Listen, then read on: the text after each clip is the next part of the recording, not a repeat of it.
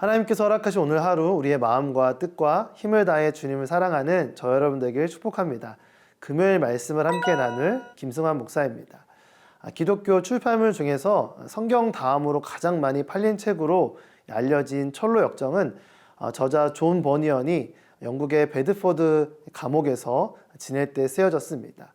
한 목사님께서 쓴 칼럼을 보니까 이 존 버니언은 자신의 영혼이 정말 고난의 장소인 감옥에서 어떻게 꽃피울 수 있었는지 두 가지로 고백했다고 합니다.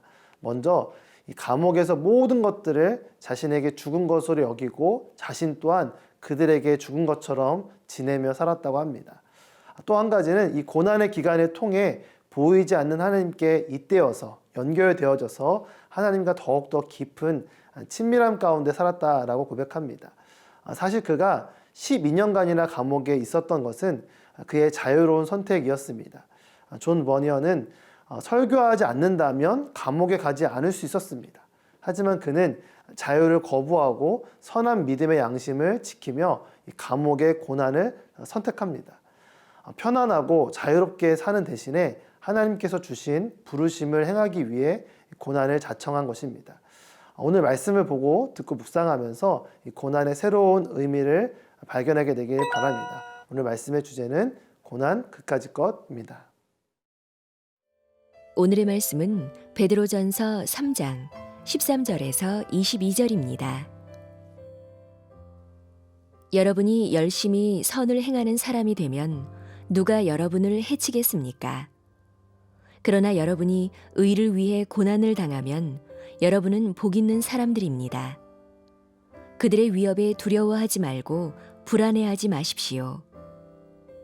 오직 여러분의 마음에 그리스도를 주로 삼아 거룩하게 하고 여러분이 가진 소망에 관한 이유를 묻는 모든 사람에게 대답할 것을 항상 준비하되 온유와 두려움으로 하고 선한 양심을 가지십시오.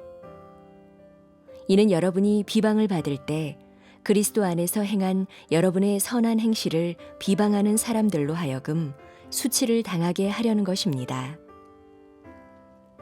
하나님의 뜻이면 선을 행하다 고난을 당하는 것이 악을 행하다 고난을 당하는 것보다 낫습니다.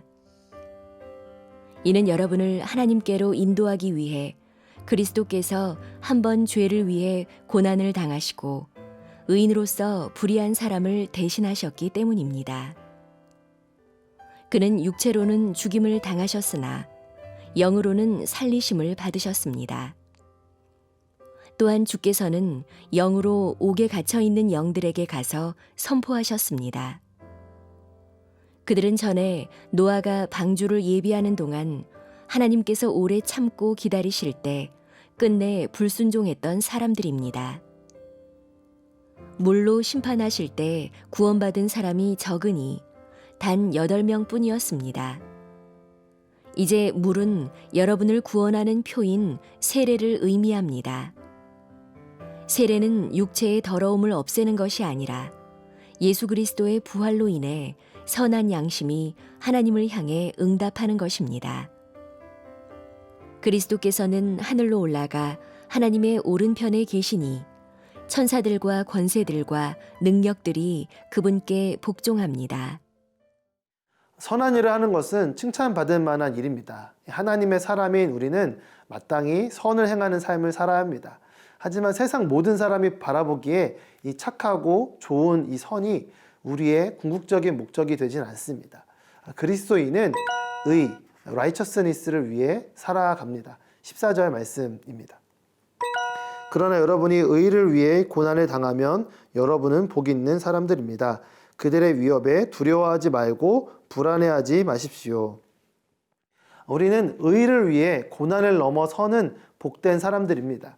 의는 하나님과의 올바른 관계를 말합니다. 사랑과 공의의 창조주이신 하나님을 예배하고 기쁜 마음으로 하나님 안에 거하며 그분의 뜻을 이루며 사는 모습을 의롭다라고 말합니다. 이 의는 우리의 노력으로 얻을 수 없습니다. 복음을 통해 나타난 하나님의 확증된 사랑이자 생명의 진리이신 예수 그리스도를 믿을 때 깨어졌던 하나님과의 관계가 연결되고 회복되는 올바른 관계, 즉 의로 나아가게 됩니다. 로마서 1장 17절에 보면 복음에는 하나님의 의가 나타나서 믿음으로 믿음에 이르게 하나니 기록된 바 오직 의는 믿음으로 말미암아 살리라 라고 말씀합니다. 의가 우리의 궁극적인 목적입니다. 우리가 먼저 복음을 믿음으로 의롭다함을 받았기 때문에, 다른 말로 진리로 인해 죄로부터 자유함을 받았기 때문에 그렇지 못한 자들을 의의 길로 인도하는 것입니다.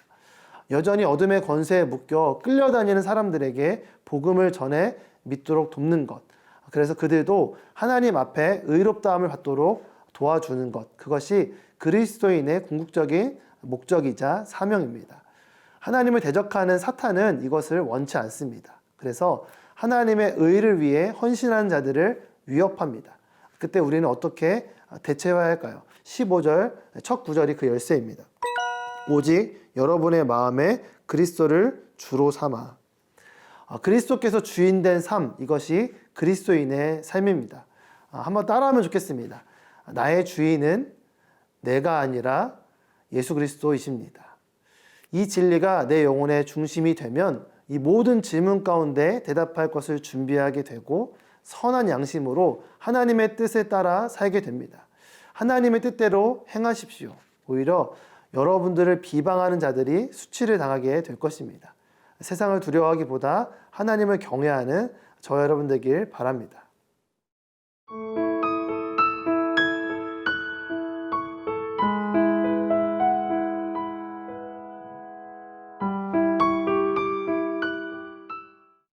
하나님의 의를 위해 살라라고 말하면 우리가 왜 하나님의 의를 위해 살아야 합니까? 예수님 믿으면서도 평범하게 소박하게 살 수 있는 거 아닙니까?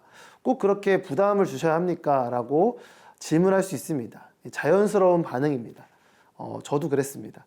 꼭 그렇게까지 위험 부담을 갖고 믿어야 하나? 그런데 이러한 우리의 인간적인 반응 앞에서 다시금 기억해야 할 것은 우리를 다시 태어나게 한 복음입니다. 18절 말씀입니다.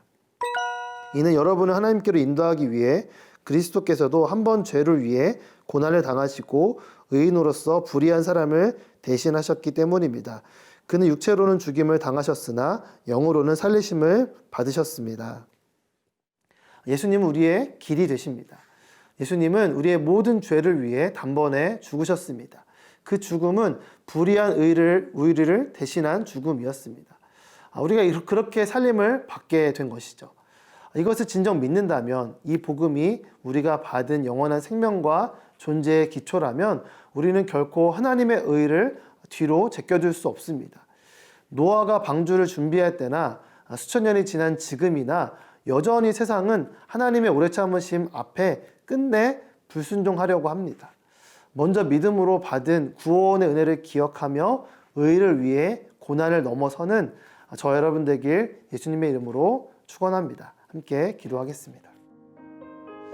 하나님 아버지, 우리 앞에 놓여진 그 고난 앞에서 주님을 바라보며 믿음으로써 하나님의 자녀답게 살아가는 우리의 모습이 되게 하여 주시옵소서. 감사드리며 예수님의 이름으로 기도드립니다. 아멘.